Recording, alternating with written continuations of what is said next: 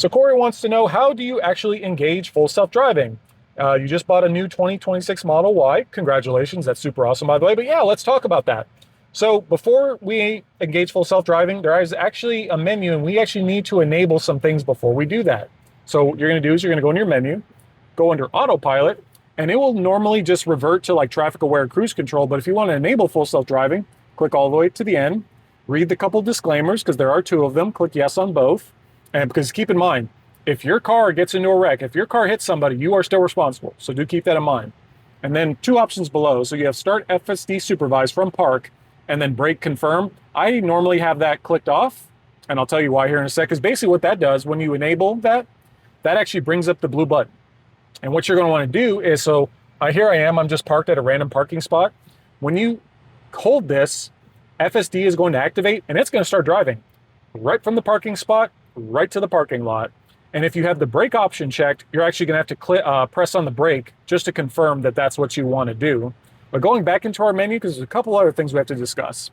You have your three driving profiles: chill, standard, and hurry. I just keep mine in standard. If you want to change that while you're on the road, all you just do is go here, click left or right on the scroll wheel, and you're good like that. But the most important thing that we need to talk about is max speed offset.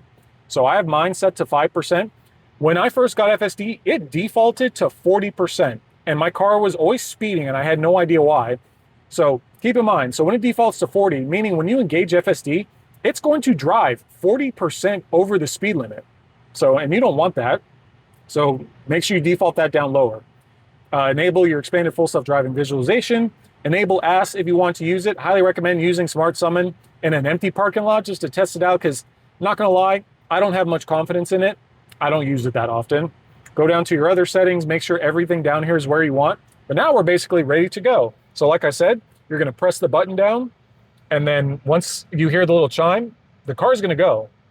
It's just gonna go. But the biggest question is, okay, how do I enable full self-driving? Say that I'm actually driving myself, the few times I actually do that, and I wanna enable full self-driving. Just go down here, click down on the scroll wheel, and you'll hear the little chime.